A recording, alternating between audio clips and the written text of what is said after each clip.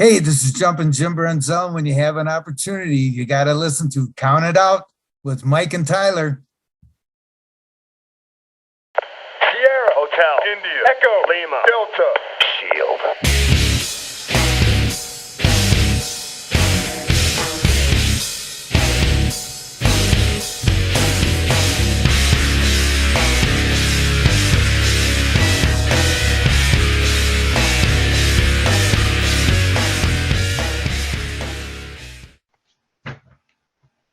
Well, we are live, pals, and welcome to another edition of the A&W Sealed and Approved. No, Mike is drinking A&W. It is the Bill Apter Sealed of Approved. Count it out with Mike and Tyler. This is kind of weird. We're doing another list this week. 2 weeks in a row. 2 weeks in a row. That's weird. And the funny thing is, we didn't have to. We have a Hall of Fame interview in the can. We could have played this Hall of Famer that you got to sit down with. We could have played that this week, but no, we held on to it because we know you've been missing your lists, Rob. We hear you. We hear you, Rob. So we're gonna do one more list, and then next week I think we're gonna play. I guess we might as well tell them who it is. We're gonna play the interview with Homicide. That's right, Notorious 187. Independent Professional Wrestling Hall of Famer Homicide, which I believe you get into that a little bit, don't you? Maybe a little bit. Also, just for the sake of my obsessive compulsive disorder, the minor case of it that I have, my name is Tyler, and as always, I am joined by the one and only Mojito Mike. Mike, how you doing? I have to do it. It's like it has to. I know you do. You. It's like the if you start singing "Come Sail Away" by Styx, you have to finish singing it. That's right. Kind of like that, yeah. That's right. No, we're good. We're doing good, man. It's been a fucky week. My entire family, shy of myself, is extremely sick. I'm the only one in my household without a fever. So that's why I'm just locked away in my fucking office right now doing this. Yeah, it's great. I didn't even cook for myself tonight. I got A&W, the one and only fountain drink you'll ever see me drinking. Well, not a big fountain drink guy. Root beer. I hate fountain drinks. Hate them. I don't like fountain pop at all. I don't. If I go to McDonald's, I'll get the red Fruitopia, but that's where I draw the line. But I love me some A&W root beer, buddy. A&W root beer is the best. Absolutely, obviously. I'm a big fountain guy. I like the fountain pop, though. You know, I'm okay with it, but I'm not healthy. Mentally and physically, but that's a whole different story.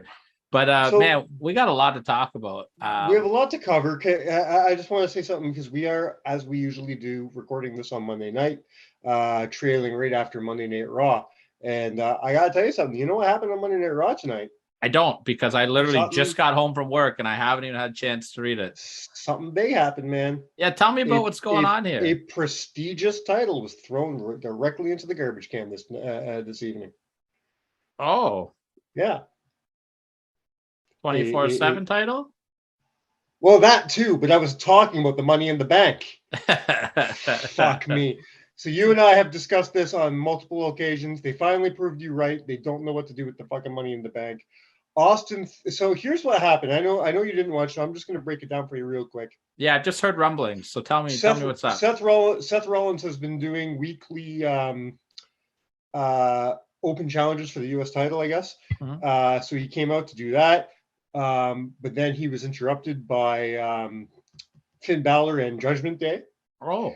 But before the match could happen, the OC came out, and it just turned into a big brawl. And Seth said, "Fuck this," and Seth hit the fucking road and got out of there. Seth comes back out in a bit, tries again, and this time I'm trying to remember who it was. Fuck, I can't. Fuck, it's bothering me now. Oh, Mustafa Ali. Okay. Mustafa Ali came out for the challenge. But then a very pissed off Bobby Lashley. Is Mustafa Ali, he's that guy that works in catering, according to Braun Strowman, right? Apparently, yeah. Or fucking bags your groceries. Fucking asshole. Chris Jericho bagged groceries. He sure did. last Saturday. I'm pretty sure I seen him at the Metro down the road. He kept asking me why I wasn't buying a little bit of the bubbly. It's really weird. They put you on the list after. Yeah, that's it. So Bobby Lashley came out and destroyed fucking Ali before he could even get to the ring. Then he got in the ring and beat the fuck out of Seth Rollins. Austin Theory came out, seeing that Seth Rollins is fucking dead.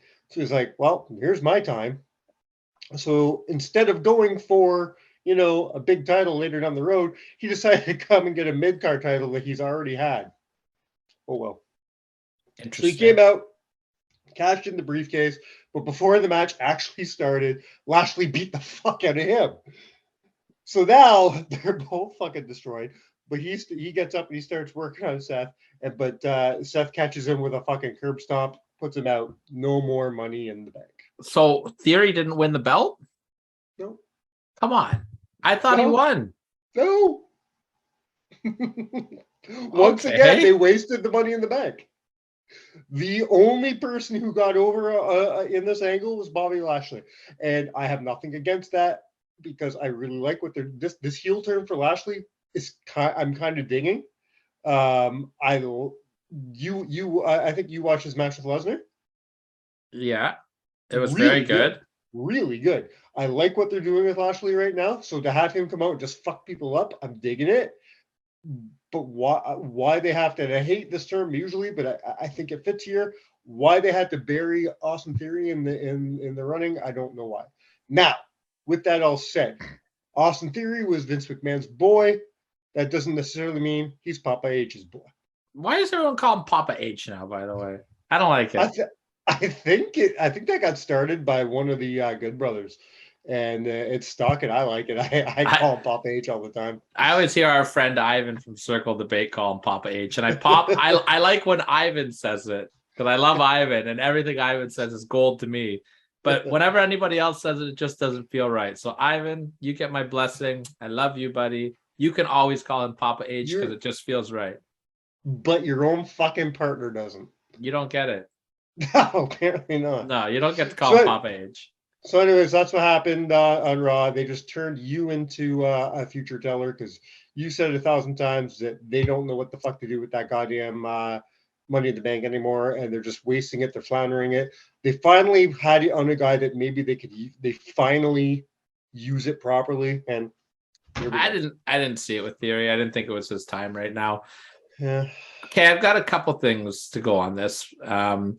I've also heard rumors that Money in the Bank going forward is going to go back to WrestleMania. I love this so much. And I've heard night 1 will be for like the women and night 2 would be for the men. Oh, okay. I didn't hear that, but I like that. That's the rumors I've heard. Yep, I'm done with that. Okay, Theory. First of all, let's all say that we can breathe a sigh of relief that Roman Reigns' title reign will not end on a Money in the Bank cash in. We're happy about this, right? Yes, very. Okay. Not that I ever thought it would, anyways. No, but maybe I'm gonna try to find the positive spin on this, okay? And I'm just kind of freestyling here because again, this is the first I've heard about it. Maybe they're just trying to build some more prestige around the United States Championship. Make it feel more important because Roman's double champion. So maybe they want to try to get the IC and the US titles meaning a little bit more. Mm-hmm. I don't know if this is the way I would have gone about it. No. I think that if they don't salvage Money in the Bank next year, they should just scrap it. Get rid of it. Do it at WrestleMania 39. And if it doesn't work there, scrap it. And I mean, like, let a woman hold it. Like, all the women cash in either the night of, the next night, or like a month later. Like only Carmella actually held the title for a bit, and only that was a few months. True enough. Oh, speaking of holding titles, I wasn't lying before. The 24/7 title was thrown into the garbage can tonight by Nikki Cross. For the best. I think it's done now. Again, I don't think Father H was a big fan of that title, so I think that's somehow that was worse. I think that title was done about 2 years ago. I think that title was done about 2 minutes after it was Yeah, created, but exactly. Now, before we go into, because I know you want to talk about a show you attended on the weekend. yeah, I want to talk about a lot of Eh, local stuff actually. So eh, sorry for our American listeners, but fuck you guys. I mean, Well, the Ontario well, scene is hot right now, folks. Well, I've got something for our American listeners before we get into that. America. Just nothing for our wrestling fan listeners, because I want to take a second to say, "Who Day, baby!" What a fucking weekend for us, man. Get right game for the Bengals. 5 touchdowns for Holy Joe Mixon, shit. the new Booker T. I saw a comment that made me feel really good. Going into this week, I saw somebody put on Twitter, "Don't worry, Cincinnati Bengals fans. This is the exact same position that you were in last year going into this week." Fuck, I never thought of that, eh? So we're all right. We're all right. We got to just keep the momentum going now. We got to string a couple wins together. We got a bye week coming up this week. So let's rest up. Perfect timing for our bye week. I was really nervous going up against the Panthers this week. Not because the Panthers have been doing great this season, because they haven't, but look at our, it's bad enough we're missing Jamar Chase. Okay, that hurts us enough. Yes, we've got guys like Boyd and Mixon who really pulled their weight this week, but losing Jamar Chase hurts. But on top of that, look at our fucking shamble of a fucking defense. Our O-line is even worse. All right, well, that's it. You got Cheetos out, Flowers out. You have Eli Apple, Osai, and Hubbard all working injured. We all wish Eli Apple was out. Nah. Well, he might as well be. I mean, he's working with a torn hamstring. Hubbard, you can see Hubbard, he's working with a fucking cast on. I'm not going to lie to you. He's got a broken hand. I'm a fantasy football fan, so the defensive players, they don't mean anything to me. Okay. Well, I thought you had the Bengals D. It's like just their D. It's not individual players. And right. I stream defenses. By the way, I won all 3 of my fantasy football weeks this year. Good fantasy football season for me. First place in 1 league, second place in 2 leagues. We're doing all right. Do you have Mixon on any of your teams? I'm so pissed. I've been like working on a deal for Mixon for like a couple weeks. I had a feeler out for him. I sent a trade out to try to get him before this week happened, and I got turned down on my trade. And now I'm not even going to try because this is a one-off. Who's going to let go of him now? Yeah. Well, and that's it though. It's sell high time. It's trade deadline week or next week like whatever. Either way, we're not a fantasy football podcast, but I could give you advice with your lineups if you want to send me a tweet at CountItOut7. I'm pretty decent on the fantasy football. Now, he's way better at fantasy football than he ever was at fantasy wrestling. If you ever listened to our old Showtime show. You just fucking bite your tongue there. I had the best roster going, buddy. All right, before we get into this week's list, which of course is celebrating the 10-year anniversary of the Shield. Yeah, but I'm going a little different spin on it. I'm not doing best Shield moments. I'm doing best individual accomplishments, or best individual accomplishments. Well, easier for me to say that the Shield have done.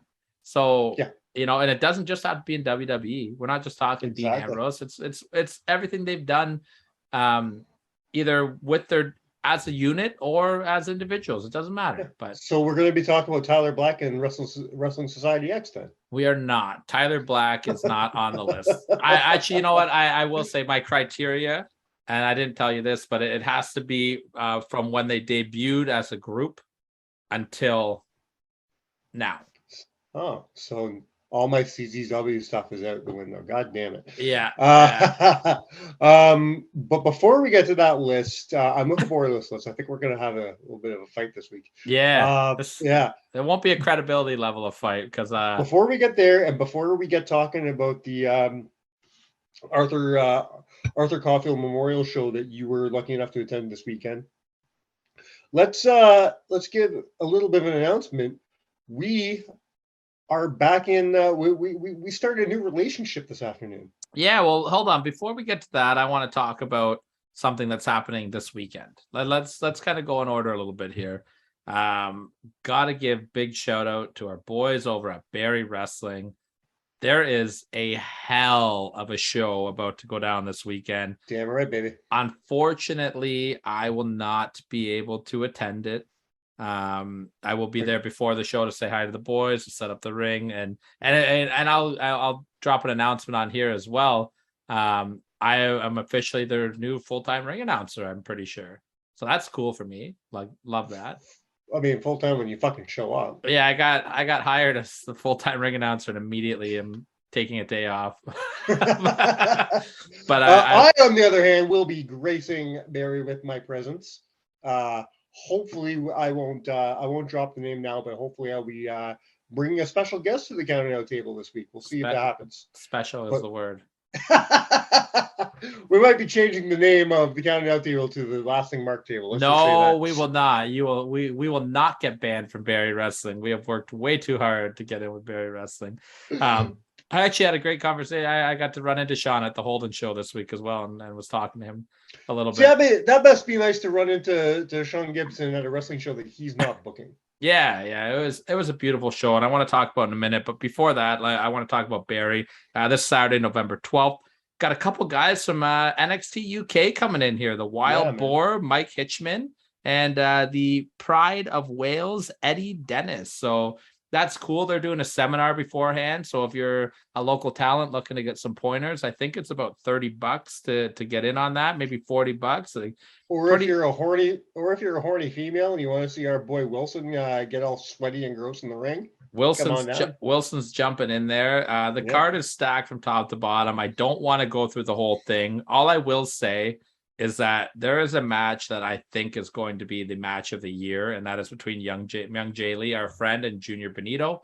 And I just think that's... I'm pretty sure they've worked in C4, but they've never worked in Barry. So I'm looking forward to this match. The main event has money all over it. The Barry Tag Team Championships is finally going to be decided. The number one contenders, Puff and Pretty Ricky, are finally getting their chance. They're going up against one of the greatest tag teams in the history of indie wrestling, of Ontario indie wrestling at least, and that's Fight or Flight, Forza and Von Vertigo. I'm really happy you mentioned that name, because it gives me a great segue here. Fight or Fight are the current Destiny Wrestling Tag Team Champions. Destiny Wrestling, folks, is another fantastic promotion. They run out of the Mississauga area. They run out of Santino Morella's gym in Tomco Road. Don Coloff Arena, which is where Holden's show was held. It was a beautiful venue. And Count It Out is proud to announce that we will be doing some work with Destiny Wrestling going forward. So stay tuned for that, guys. Yeah, as of today, we have confirmed a partnership, if you will, a relationship with Destiny Wrestling. The new owner, Emilio himself, was in contact with us and seems like a great guy. We don't know him too well yet, but we're very excited to see what Emilio is going to do with the future of Destiny Wrestling, and we're very happy to be on the ground floor with him. We're very gracious and very humbled by the invitation to come in. Absolutely, man. And I just want to quickly plug their next show. It's going to be Sunday, December the 4th, and you're going to hear more about it in the coming weeks on Count It Out. It is Destiny Wrestling presents Homecoming, A New Era Begins. You're going to see such stars on it as Warhorse, Impact Wrestling Steve Macklin, Blake Christian. Or is it Christian Blake or Blake Christian? Blake Christian, right? I mix it up every fucking week. Me too. And I always think I know it until you make me double guess myself. Drew Walsh will be in my fucking DMs later telling me that we're wrong. The Destiny Wrestling Heavyweight Champion is Aiden Prince, who is also an Impact Wrestling. And of course, you're going to see Alexia Nicole and a bunch of other fantastic Ontario talent. So make sure you guys are following along for the ride. It's going to be a lot of fun. This is a reinvention of Destiny Wrestling, and like I said, we couldn't be happier to be there to see it regrow. I've been a fan of Destiny for a long time, and I'm really excited to see what they're going to do with it right now. Really am. This is gonna be fun for us, man. Yeah, and they run out of that Don Coloff Arena, which is where the Arthur Caulfield Memorial Show was this weekend. I did have the privilege of attending to it. I just love to share a couple of my stories from the night. Absolutely beautiful night. First things first, Gotta send much love to Holden. Just what a great guy he is. It was nice to get to have a small conversation with him at Boston Pizza after the show. And I look forward to picking that conversation up next week in Barrie before the show starts. What a beautiful night, and big tip of the cap to Pretty Ricky, who we had on the show a couple weeks ago. Him and his girlfriend just did a fantastic job putting this show together. I believe her name is Rachel, but I don't quote me on that. I'm blanking now, and I apologize for that. But my God, did they ever do a fantastic job putting this show together? It was great to see all of Ontario just come together and just do what they did. You know what I mean? Is that fair to say? Like 100%. they all every promotion worked together. Destiny, HWE, Barrie Wrestling, everybody worked together to do something beautiful. And like Ricky said, this wasn't a Destiny show. This wasn't a Barrie Wrestling show. This wasn't under any banner. Nobody took hold of this show. This was a show for Brendan. This was a show for Holden, for Arthur Caulfield. It was very beautiful. I wish I could have been there. I did see clips. I did see pictures. And I know how emotional Holden got after the show. I know how emotional his best friend John Greed got. I don't know. I'm gonna stop you there. I don't know if it was that Holden was emotional after the show, or if he was in so much pain because John Greed frog splashed him directly on the dick. Top rope, and Holden was in a lot of pain there. Shit. I got to meet Holden's lovely mother, beautiful woman, very kind. She's a hugger, and I love that. A couple highlights for me personally. I got to run into our good friend Big Ben Ortman. Yeah, baby. And it was cool. Like, we're just sitting around, and I was watching, just kind of everything get set up, and said hi to Ben. And a couple minutes later, I was just kind of standing beside him. He goes, "Hey, what are you doing tonight?" I'm like, "Hey, man, I'm just here to watch the show." He's like, we're streaming this thing live on Twitch. You want to jump on and do commentary?" I was like, "Hell yeah, I do."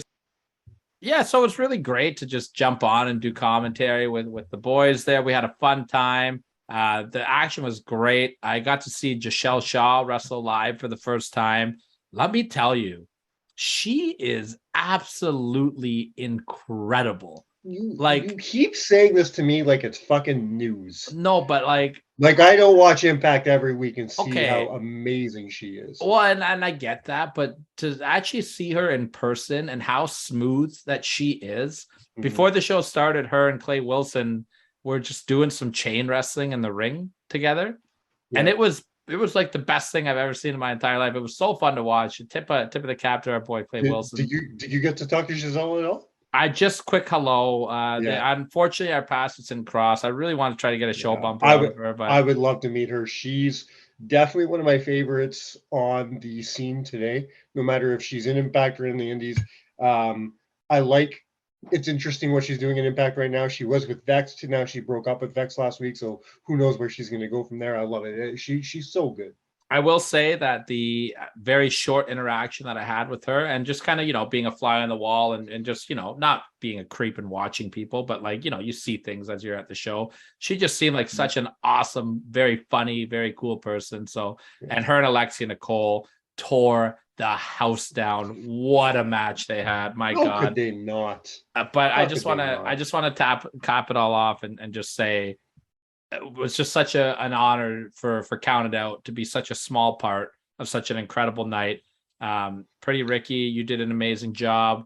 Holden, we love you, man. I can't wait to talk to you next week. And thank you to everybody who bought a ticket for the Count It Out raffle. We put some both of us donated some really personal things in there, like autograph stuff from our personal collections. We got local businesses to throw stuff in for us. So a lot of cool stuff got raffled off. Yeah.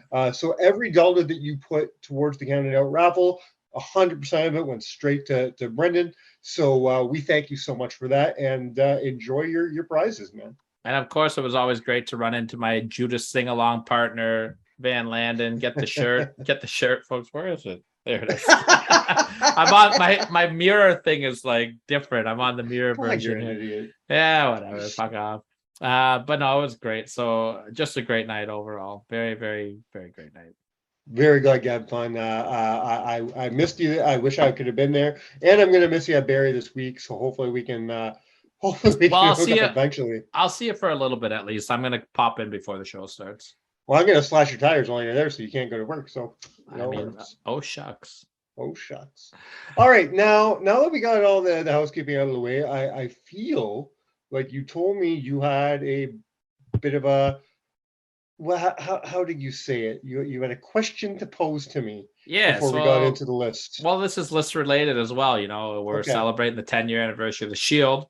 My list is going to be the top 7, you know, individual accomplishments of the members of the Shield, or accomplishments of the members of the Shield, whatever, right? So I want to pose to you this question. Out of the 3 members of the Shield, who is the most successful in your opinion? If you had to rank, maybe let's rank them 1 to 3. Sure. I had a feeling you were going to say this. Okay, I had a feeling this was coming. And I want to know what your criteria is behind your ranking as well, because I think that's very important. There's no correct answer here. No, there's not. There's no. You could rank this 50 different ways, and honestly, every way is going to be right. Because I think it depends on the week, in all honesty. All 3 men have made such a mark on this industry in the last decade.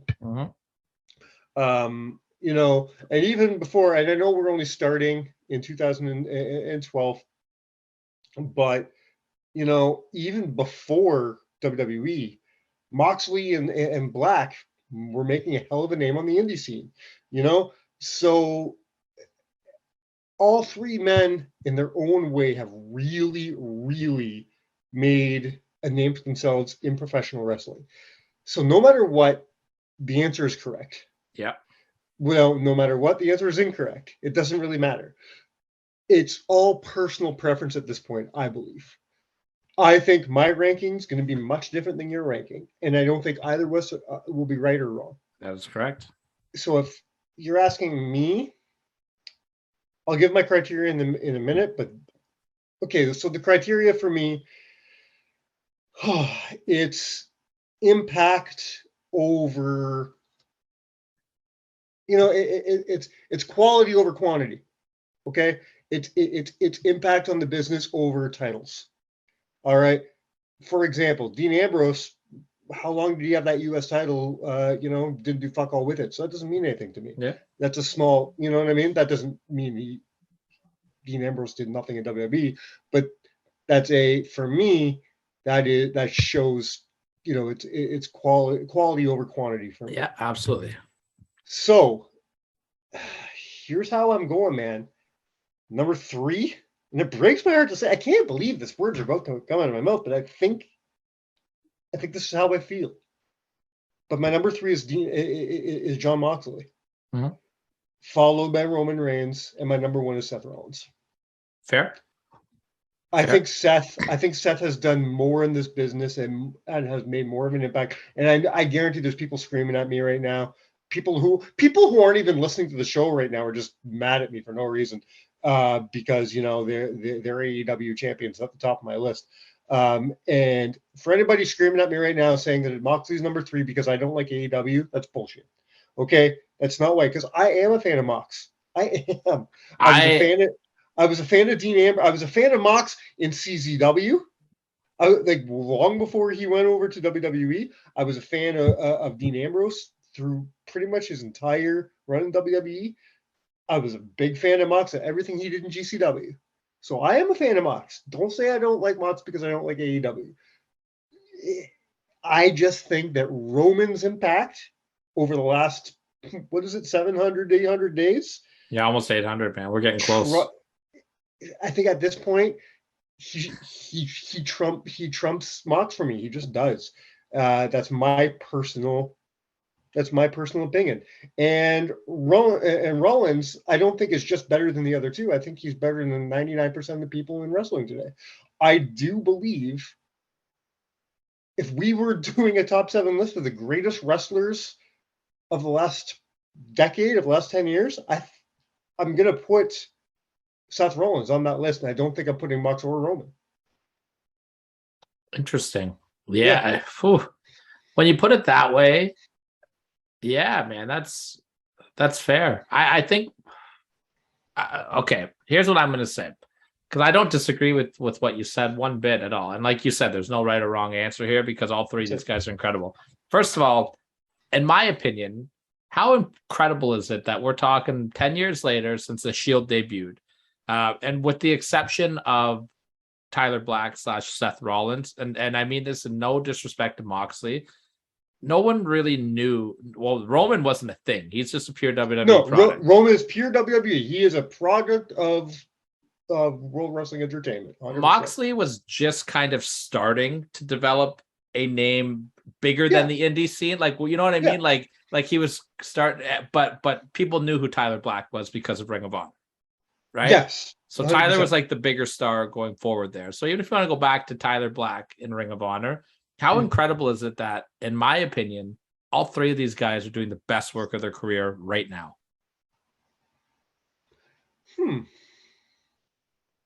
You think Seth Rollins is doing the best work of his career right now? 1,000%. Look at his Look at his last 2 years that he's done. Yeah. Feud with Edge. I'm not arguing with you. It's just he's had such an amazing career that it's hard for me to, His first run with the belt with the Authority, I think, is right underneath that. I thought that was really good stuff that he's doing. But just the way that he's found this new character, because I didn't like the Messiah stuff. I wasn't a big fan of that. I thought it was okay. But now, like this new music that he has, Well, and I'm really glad they seem to be turning him face now, which I'm digging because that music is now going to work in his favor. Well, and look at his last 2 years though. Feud with Edge, amazing, right? 100%. Beginning of this year had that great match with Roman, amazing feud with Riddle, and the amazing feud with Cody. Like he's on fire right now. And I don't think he's done with Cody. I think when Cody comes back, I think they got some unfinished business. I hope so, because Cody needs to stay busy for a bit, because he shouldn't come back and get in that title picture. They need to build him up. Not right away. No, absolutely not. So let's not talk about too much of their accomplishments. No. For me, my order, by the way, I'm actually gonna put Roman number one. Okay. Just because that title reign that he's on right now. Yeah, but I'm looking at a 10-year span here. I think Roman's been amazing for 2 years. I don't know. You can't say he's been amazing. He's been top level for 2 years, he's done a lot. All the WrestleMania main events. Great. He's been great for 10 years. He's been amazing for 2. The highest compliment that you can get in the WWE, in my opinion, is main eventing WrestleMania. Right? Mm-hmm. That's like, and Roman's done it more than almost anybody in company history at this point. Mm-hmm. I just think I think Seth has a better maybe body of work, like from matches and like, but I just think what Roman's putting together, and now with this cherry on the top of the Tribal Chief, I think he's my number one. I'm going to give Seth number 2. And it's really hard for me because I think that I know you love Mox. I think Mox is like the most refreshing thing in wrestling right now. It actually makes me feel better knowing that you also put him in the number 3 spot, because I thought I was going to catch a little bit of heat. I thought maybe Mox would be your number 1. I mean, I really did. Honestly, I know how much you love Wild Thing, man. Oh, dude, I marked out hard at AEW for Wild Thing, but I just think like you could flip a coin though. I think Roman's got a stranglehold right now on what they're doing, because like the Tribal Chief is out of this world awesome. But I mean, you take the Tribal Chief out of the equation. Mike, where are you? Where did you go? But yeah, you know, like you could flip a coin with Moxley, Seth, and Roman at any week, depending on what they're doing. Right. Oh, he's back. I had to take my sweater off, and I didn't want to risk I didn't want to risk a nip slip. Oh, we cannot have a repeat of Canada Day where you took your shirt off and the system crashed. What do you think? You want to get in the list? Are you ready for this? I really want to get into this list, man. I'm excited about this list. All right. I will say, because it's not my list, I cheated twice. Sweet. Yeah. It's not my list, so I can get away with it. I had some hard things to leave off on this one, obviously. but I think that the stuff that I have on the list is everybody's most impactful stuff, at least. And my number 7, I think I'm going to take heat from right away from you. Yeah. And I'm okay with that because it's something that happened very recently. And I'm going with Jon Moxley squashing CM Punk to become the AEW World Heavyweight Champion. Yeah. Okay. I know you're not an AEW guy, but No. I'm gonna paint a No. bigger picture here. Yeah. I don't like squash matches. Yes. I really don't. There are few and far between. Listen, Brock and Cena, it worked for me, but that's one of fucking 2 or 3 in history that I enjoyed, that I think worked. I don't think this one worked. So we're not talking about if it worked, though. We're talking about an individual accomplishment of somebody, right? Jon Moxley in a title unification match, coming off of a red hot summer of being the champion while Punk was hurt, right? Unification match. Everyone expect this to be a pretty back and forth good brawl, and he came out and just demolished CM Punk in like 3 minutes. Now, CM Punk, love him or hate him, say what you want about him. You're going to hear a lot of conversation about him next week with Homicide, so I won't get into. We don't need to get into how people feel about Punk. But in AEW, and at that time in AEW, CM Punk was a big deal. He's one of the top guys, and they built their entire company around Punk. Let's be real. And at the time, rightfully so. And to have Jon Moxley come out and just destroy CM Punk, I just thought that was absolutely incredible moment for Moxley. It really made Moxley feel like a humongous deal to me. And then they just had Punk beat Moxley, and it made no sense in the long run. But this is an individual accomplishment that I think deserves a recognition. That's why it's my number 7 spot. All right. Should I wait till the end to tell what my order is, or? Yeah, because our order will be different. I don't want to overlap us here. And I bet you there's. I guarantee. Yeah, I know. I'm just saying, because I guarantee I have a bunch on my list that you don't have. Yes, that is true. That is true. My number 6, I want to take us back to 2016 Money in the Bank pay-per-view. And it's kind of a trickle effect of everybody, where all 3 members of the Shield became the world champion in one night. And I just think that's such a cool moment for all of them to share together. Remind me of that night, because I'm drawing a blank here. So Dean Ambrose was in the Money in the Bank match. He won the Money in the Bank match. The main event was Roman Reigns defending the world championship against the newly returned from his knee injury, Seth Rollins. Roman Reigns and Rollins main event the card. Seth Rollins beats Roman Reigns to become the world champion. So Roman walked in as the champion. Seth beats him for the belt. And then Ambrose comes out immediately and wins the world heavyweight championship by cashing in the Money in the Bank. So they all held the championship on the same night. I don't know why I didn't ever register with me. That's great. And then the next month, Roman got suspended for roids, and then they did the triple threat match that nobody remembers about. Had I remembered, this probably would have made my list in probably around the same spot, like number 7 or 6 spot. Had I that really registered to me. I like that a lot. Yeah, I just think it's cool because it's a moment that they shared together as the group, but it was an individual accomplishment for all of them. So that was my original number 7, but I went back and watched the Moxley squash match, and I was like, nah, this moment's cooler. I like it a lot. Number 5, here's where we're gonna see differently. I've got Seth Rollins turning on the Shield at my number 5 spot. I won't spoil it for the listeners right now, but you know where this lies on my list. Mm-hmm. We are not going to see differently, and I'll tell you why. Because it's on your fucking list.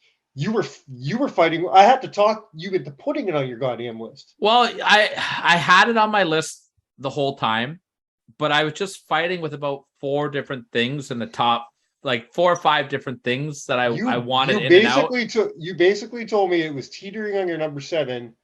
Well, it was never on my number 7 spot, but I wanted to more get a gauge if you felt like it was a significant moment for Rollins or if there was just bigger things like after.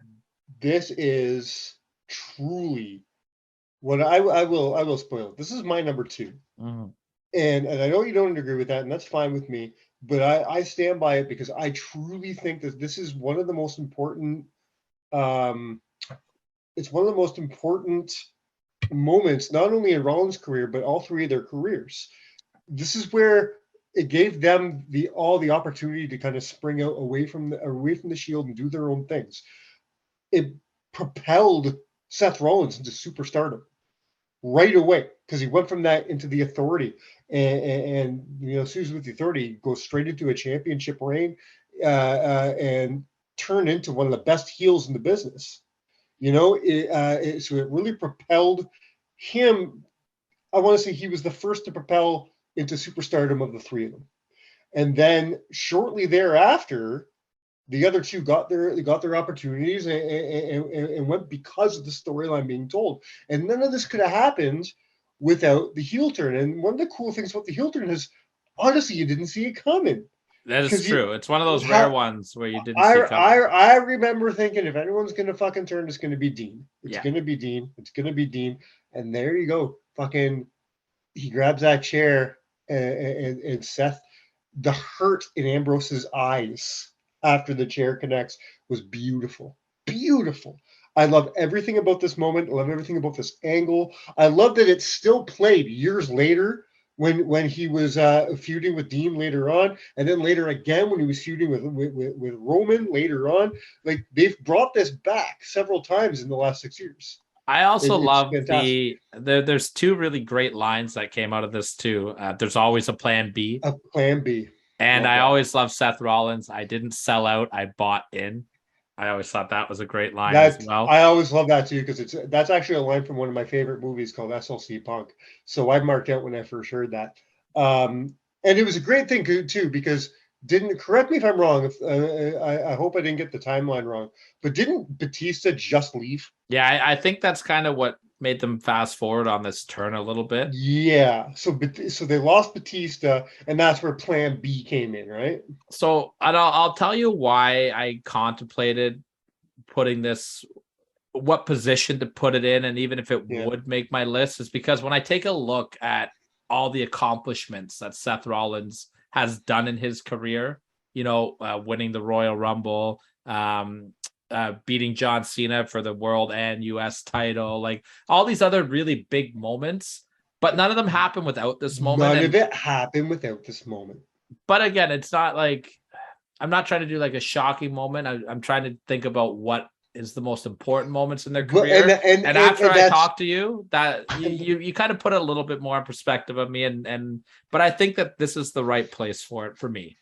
Yeah, that's fine. I won't budge. I still think it's my number 2, but as long as it's on your list and it's not your number 7, I'm good.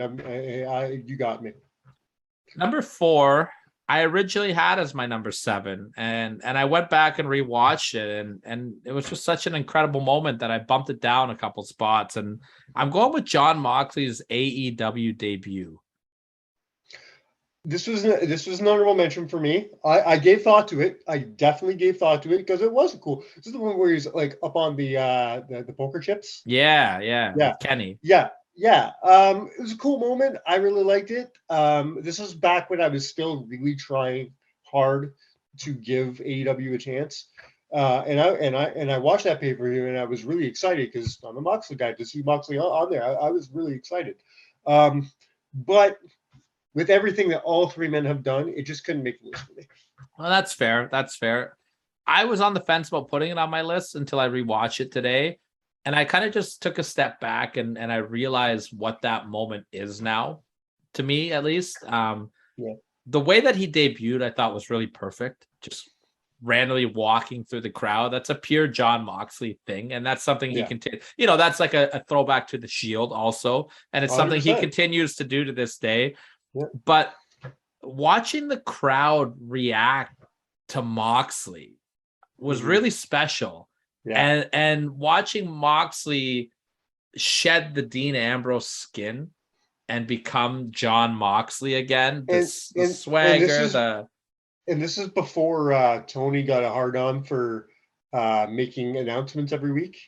You know what I mean? So we didn't see it coming. We didn't know Dean Ambrose was going to be there. This is before he's now it's like, big announcement, fucking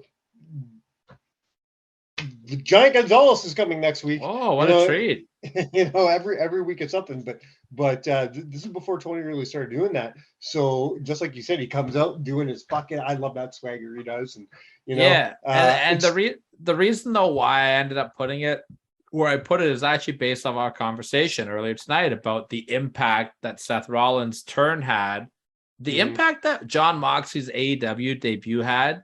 I think it really gave them almost instant credibility.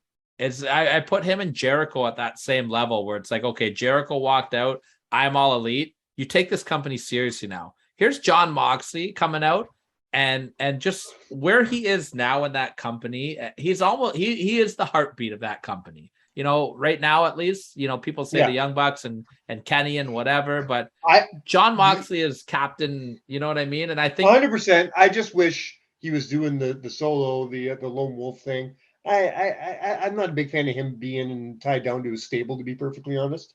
I like the way they're doing it, at least so, because it's a very individually based stable that just are, they got each other's back, and you've got to earn your way into it. Like you've got it. I like the way they're doing it. It's different. Plus, I mean, it gave him the opportunity to get somebody like Wheeler Utah over, and I give 100% credit to John Moxley for getting Wheeler over. 100%. That match you had was crazy. Yeah. Let's go on to number 3 here.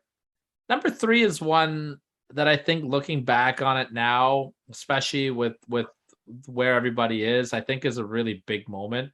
And I've got Roman Reigns beating The Undertaker at WrestleMania. Okay. I'm going to get a lot of heat for this.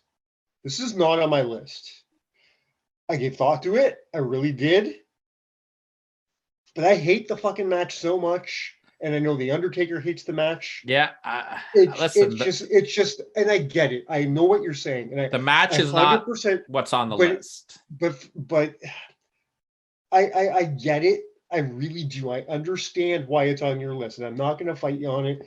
I just couldn't justify putting a match that I think is complete dog shit on a list of accomplishments. There's nothing to accomplish of just going out and having a shit match. Because why? Because you beat The Undertaker. Yes. Well, guess what? At WrestleMania. Hey, but if he was the first guy to do it, we'd be talking. But he wasn't. He was the second guy to do it in a shitty match. It's still it's a huge no for me. It's a huge moment. It was kind of a passing of the torch moment as well. But really, it didn't feel like that, because then Taker did the hat and coat thing, and which didn't matter anyways because he was back next year.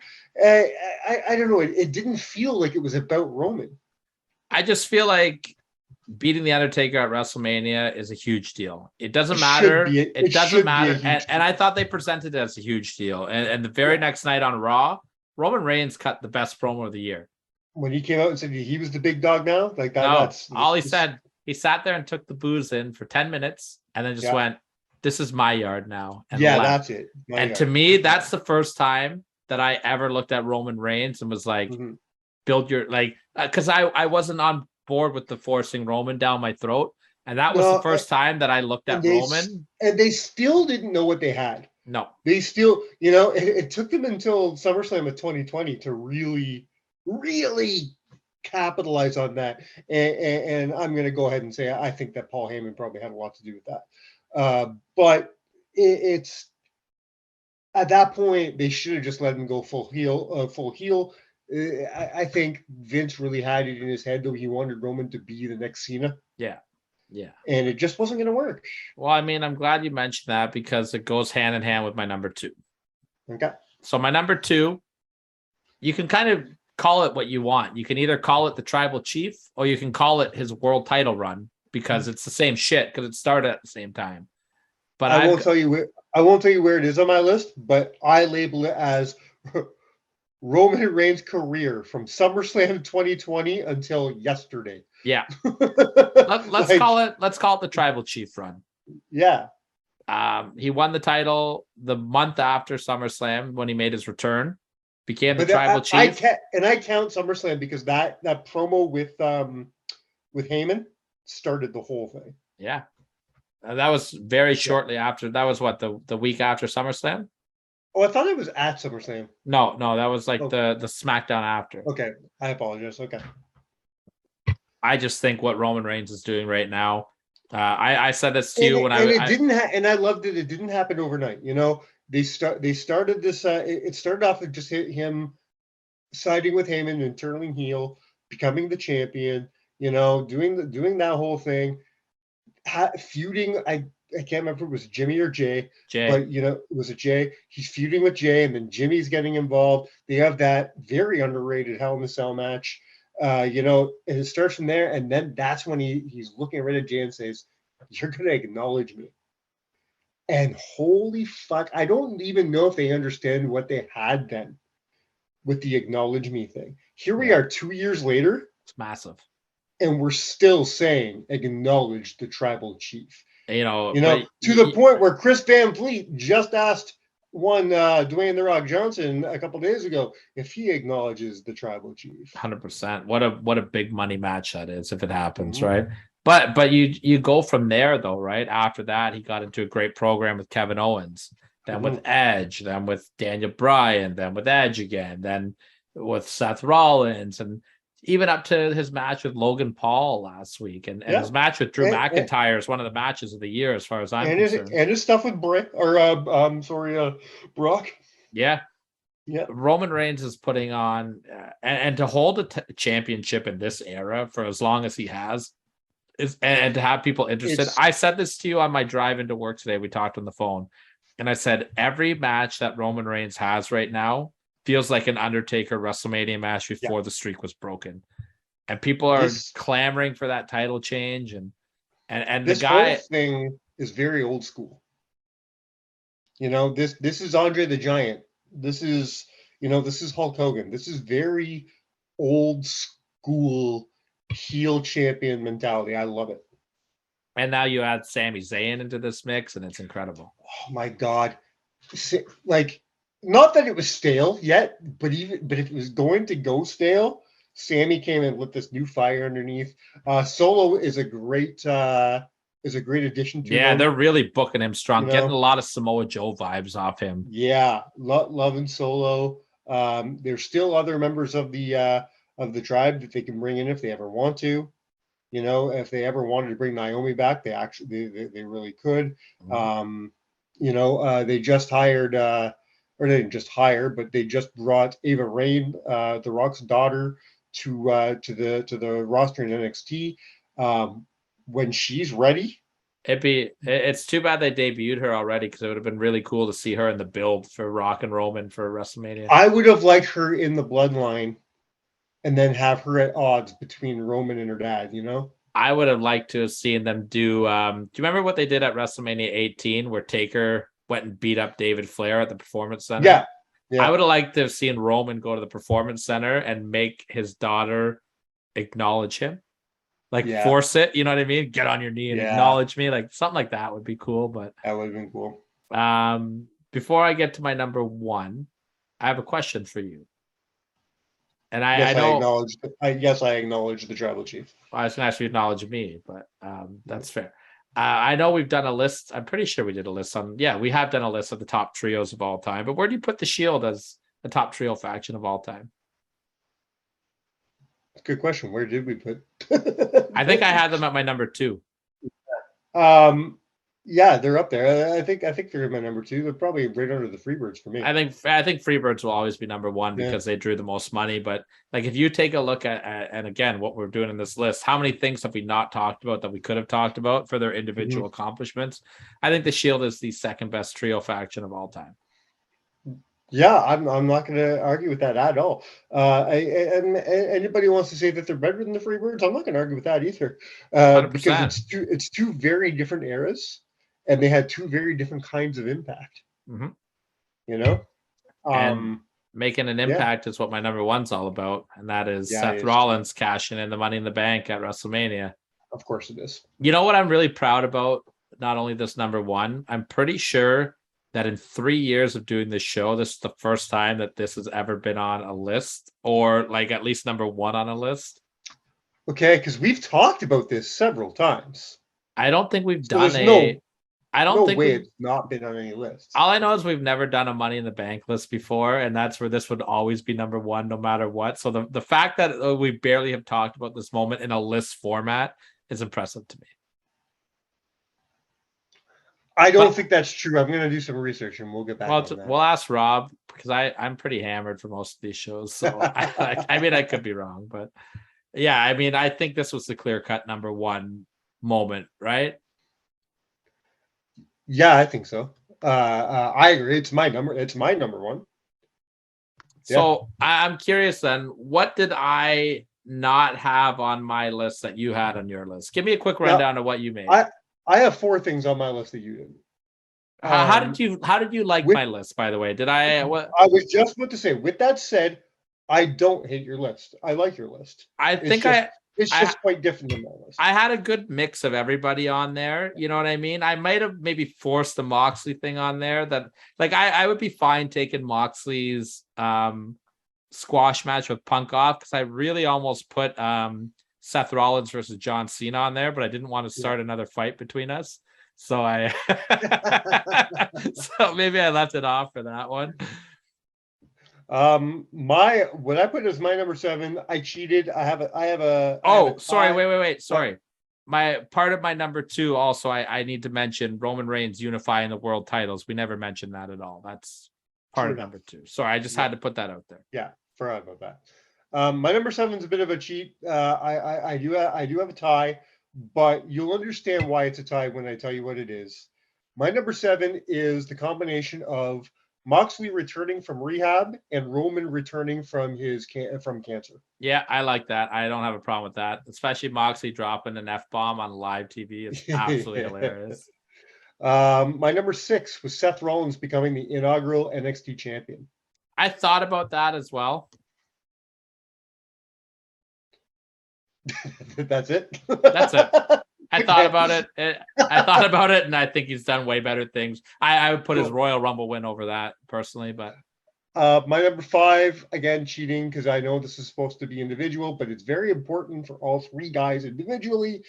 They don't get to where they are if this day doesn't happen. So my number 5 is the debut of the Shield at SummerSlam 2012. I also thought about putting that on, and I just think that they've done better moments than that debut. I thought their debut was done very well, but if you look at their bigger picture of what they've done since that debut, I just think that things blow that out of the water. They're putting Ryback through a table. And my number 4 is Jon Moxley beating Chris Jericho for the AEW championship. Yeah, I thought about putting that on as well, and I went to the debut instead. I think beating Jericho is a bigger deal, bigger moment. Well, I guess I could have put that on over Squash and Punk, but I was just impressed by the Squash. Yeah, that's it. That's I have 2 honorable mentions actually. I've got a few. I'm sure I could have had a lot more. These are the 2 that I wrote down because I know that I don't think you would have them.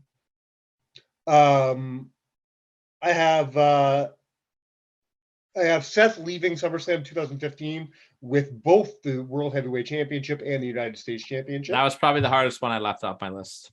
Yeah. And then I have this is one for us because you were there and it's just a moment for us Ontario boys. It's Seth winning over the Toronto crowd at SummerSlam 2019. Yeah. I was blackout drunk for that match, but I consider that an accomplishment, man. He went in and they were booing the fuck out of him. Were by they? the end of that, oh yeah. I don't remember. I was cheering for him. By the end of that match, he had Toronto in the palm of his hands.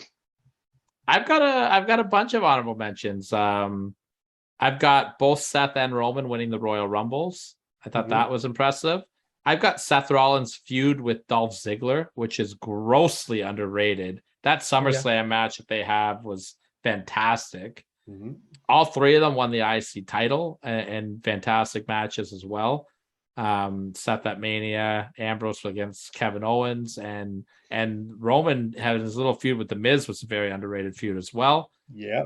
I've got Seth's feud with Triple H. I've got Roman's feud with Yeah. Triple H. Yeah. I also have the reuniting of the Shield, Okay, that was gonna but be then the Kurt next Angle moment. came in. Yeah, I was just that moment where the Miz is in the ring, and who else? He had Sheamus and I think it was like the Curtis yeah, Axel. Curtis Axel, Bo You know, Dallas. yeah, they were all in the ring, saying that you're all alone or whatever it is they were saying to Roman, and Roman said, "Who said anything about being alone?" And then Dean Ambrose music hits. He comes out doing his fucking swagger, and fucking burn it down hits. The only thing I wish is that once their three musics were done, then they hit the Shield music. You know, another moment that was great, and it's a Shield moment, not an individual moment, is when they saved Roman from getting cashed in by Braun Strowman. Oh, I forgot about that. Yeah, That was a good one. And I also really love the story told going into SummerSlam with Seth and Ambrose reuniting as the Shield to take on the Bar. I like both those a lot. I like that a lot. Those are my moments that were there. I'm happy with my list. I think that John Moxley is, and I think all three of these guys are a breath of fresh air in the professional wrestling world right now. So before we take it home, I have a question for you. What does the future hold for all three of these guys?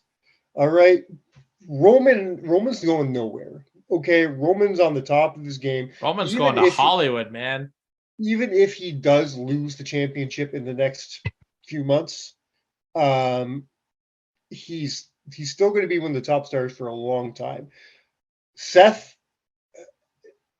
that guy. He doesn't need to be on top all the time.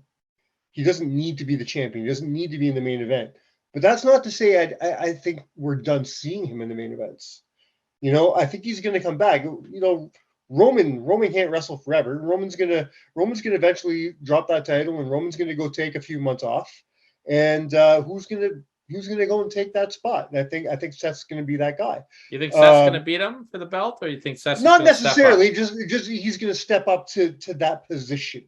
Because let's be honest, your top guy is not always the guy with the strap. It just so happens to be that for the last 800 days, your top guy is the guy with the strap. But it's not always the case. The question mark for me is John Moxley. Does John Moxley continue for the next few years to be the poster child for AEW? Does he continue to carry that company on his back? 1,000,000%. Or does Tony fuck this up? I mean, if anyone can fuck it up, Tony can. But yeah, I think they just re-signed Moxley to a 5-year deal, right? Him, and they just signed his wife. So they're not going anywhere. I think that a big part of the future success of AEW relies very heavily on how they present John Moxley. They need loyal people in that spot right now. Well, that's been a problem. That's been a problem for AEW is loyalty. What it sounds like is the three leaders in the locker room is Moxley, Jericho, and Dragon. And I was just about to say that, and I think that's where your loyalty lies. And that's such a great mix of guys. Like 100%. They all seem like they would balance each other out really well, and you can get anything from all of them. And they're all veterans in their own way. They're all veterans of their own era. You know what I mean? They're not even from the like even Ambrose and Dragon aren't even really from the same era. I heard Dragon tell his story the first time he met Ambrose, and he was supposed to work him, and his flight was delayed, and he literally got changed in the car and met him in the ring for the first time. That's so funny. If I'm going to be in a locker room, I would not feel uncomfortable being in a locker room led by those men. No. So if I'm Tony Khan, I'm keeping those three guys happy, and I'm keeping those guys in charge of my product. But here's the thing, though. Out of the three, where does the longevity come from? I know Jericho thinks he's a fucking wizard. I know he thinks he's invincible and he's gonna live forever, but he's 50 something years old. Jericho's on borrowed time here, okay? Hey, Dragon to an extent too, man. He's And one head injury away. he's one concussion away from being done forever. So that kind of lays it on Mox. Well, you know who they're going to build It- the whole company around is MJF. 100%. 100%. But it's going to be up to Mox to get him But it's there. got to be up to Mox. Thank you. You just took the words in my mouth. You need a great adversary to get him to that spot. And obviously, it's not going to happen right now. They seem to be turning MJF face. Yeah, I which hate what they're doing. I think turning him face is a smart evolution of the character right now. People are gonna cheer for him, so let them cheer for him. And So let that him when heal he- them. So that when he turns again, it'll mean much more. Let them let him do the Stone Cold thing. Let him fucking go and get let him go get the fucking cheers. There's nothing wrong with that. So then when he turns on them, when he turns on those fans, it's gonna fucking sting. I think that I'm cool with it. the way that they have brought MJF back and everything that they have done since then with him, I just think has been awful.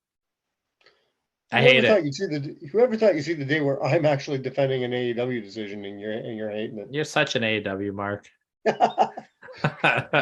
Except for that Kenny Omega. Fuck that guy. Yeah, you hate Kenny Omega. I hate Kenny Omega. But yeah, I just think, and I'll tell you, because I've now had the privilege to see Dean Ambrose live and John Moxley live. There is something very special about watching John Moxley live. It just feels different than anything else in wrestling right now. There's something special about John Moxley, and I've been saying this for a long time because I am an indie mark. He was one of my indie darlings. He was a deathmatch guy before all this, and I liked seeing him in that environment. So to see him in GCW in the last couple of years has been really special to me. I like seeing him in that environment, and because he looked like he was having fun. Yeah, same with his New Japan stuff and his Bloodsport stuff too. Yeah. Put those on the honorable mentions. I just like seeing him have fun. The last, let's say, 2 years of his WWE career, he wasn't having fun. He was weighed down by a giant ventilator mask. Oh, fuck. Also, I just want to say really quick before we bring it home, Logan Paul and Roman Reigns. Oh, what a match. I fucking told everybody that match was going to be awesome. And I'd said to everybody... No, you told everybody that Logan Paul was going to be champion. I said they should have put the belt on him. And I stand by my words after watching that match. There's a spot... Mike, I know you haven't watched the match yet. Have you seen the spot that he did with the cell phone, though? Yes. And how incredible is that footage? Oh, my God. 100%. That guy is a superstar. Did you see the double spot? Yeah, the side-by-side footage of it. Absolutely incredible. Go. You want to know, and I'm going to say one quick story about Logan Paul before we take it home, because I know we're starting to drag here. Logan Paul, I get text messages about Logan Paul from non-wrestling fans asking me about Logan Paul. That's the point, people. That's the point. 100%. I'm gonna say two things about Logan Paul right now, and this is from a guy who was very skeptical when they brought Logan Paul in, because I didn't like Logan Paul's on-screen personality for years, because he did a lot of real dickish and piece of shit things. Yeah. I've lately gotten a little bit into his podcast and stuff. He seems to have matured. He was a kid back then. 100%. He seems to have matured. I'm digging the kind of person he's becoming. Yeah. So there's one thing. The second thing is the motherfucker's putting in the work. Okay. It's really too bad he got hurt. He got because really hurt. Him and Jake against the Usos is a big money match. Big money. And thing is with Jake can't afford to get hurt. Jake makes so much money off his boxing promotion, he can't afford to get hurt. But yes, he can. He's rich as fuck. He's so rich. It's not the no, point. But I get what you're saying. The branding is the branding. Yeah. Though I want to say two things about Logan Paul right now. Number one, he's my rookie of the year. No question about it. And I know I'm going to say that later on. He is my rookie of the year. I'm going to say this again in the year-end show. 2022, there's nobody else that came in that made a bigger splash than him in a rookie aspect. I'm going to say my second comment. Can I say something controversial first? Yeah. I don't think anybody in professional wrestling history has picked up the business faster than Logan Paul.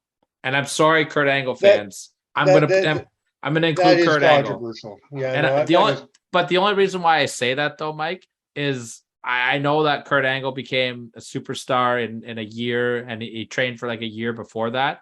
Logan Paul's had 3 matches and trained for probably under a year. I think Johnny Knoxville picked it up pretty fast. Johnny Knoxville had a couple of shit appearances before his good ones. He sure did. I'm just saying. I'm serious about this though. I've never seen somebody with as little training as Logan Paul excel in the ring as quickly as Logan Paul. And I'm gonna follow up your controversial statement with a controversial statement of my own. I love it. And I think I really mean this. I think I'm gonna get some heat, but I don't think the heat's gonna come from you. Logan Paul, in my mind, is the biggest and most successful celebrity in the history of WWE. Him and Mr. T are number 1 and 2 for me. You know, you can talk about Mr. T, you can talk about Floyd Mayweather, you can talk about Cyndi Lauper, you can talk about a lot of fucking celebrity, appearances and celebrity involvements. I think Logan Paul, in only 3 matches in only less than a year, has already trumped everything. Logan Paul's that they've done. Logan Paul's like the Miz on crack. Seriously, he is. He's like, because the Miz is so good. And Logan Paul is just a more famous version of the Miz. And people are pissed off. They're like, "Oh, why are they letting him be a fucking? Why are they letting him be a face? He's a natural heel." Did you not see him against Roman Reigns? Did you not see him in those press conferences? The guy, you can like the guy. You know, I think it's just one of those things where it's not cool to like Logan Paul. I think it was a mistake. I think it was a mistake to bring him in as a face. Like I liked how they brought him in with the Miz as a heel, but then they turned him face, and I was like, I don't get that. Yeah. But now that I see him more, I'm warming up. Especially the way they brought it, especially the way they did it. Yeah, it was poorly done. Because he turned on Miz. No, Miz turned on him. Or Miz turned on him. Yeah, I made it. It was pretty shit. I didn't like it. But they had a great match at SummerSlam. They had a great match at WrestleMania. Right. Yeah. Crown Jewel is what a match. Like Logan Paul, man. And just imagine though if they did put the belt on him, the promos he'd be cutting as a heel. I'm better than all you wrestlers. I mean, knowing how badly hurt he is, I guess it's a good thing he's not holding the strap. But fair. But one day, I don't think he'll ever get the big one. But one day we're gonna see some gold around his waist. We're gonna see some really cool things from Logan Paul. I agree. And I think we had a pretty cool show tonight, man. Next week, folks, I sit down with the notorious 187 current NWA junior heavyweight champion. Is that how they say it? Junior heavyweight? Yes, sir. Mr. Homicide himself. We have a great conversation. We talk about his entire career. We talk about CM Punk, talk about Ring of Honor and how he feels Tony Khan is handling Ring of Honor. A lot of great stuff from Homicide. So please check that out. I can't wait for it. And then sorry, go ahead. I was gonna say, and then we're on the one-way track to the year-end show, folks. That's it, baby. All right, folks, go to independentwrestling.tv or get the IWTV app on your phone. You can find the last 8 or 9 shows that Barry Wrestling has put out. Several of those shows may feature a couple familiar faces. Yeah, I'm on them. All fantastic. Yeah, but they always cut out your ring announcing. There's got to be a reason. Hey, you hear me announce the winners. Always fantastic shows. It's worth I think it's like $7 a month.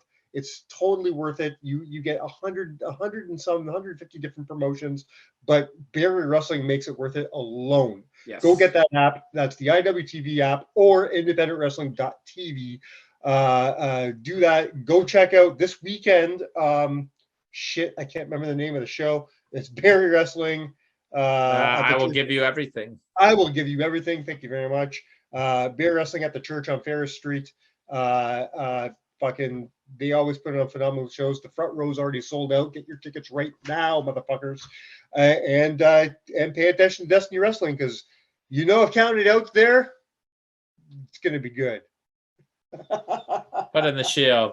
Take us home. On behalf of, see if I can do this right, Sierra. No, I can't do it. Echo, Sierra, Delta. Banner. Just take us home, motherfucker. We have been counted out. Cheers. Acknowledge me.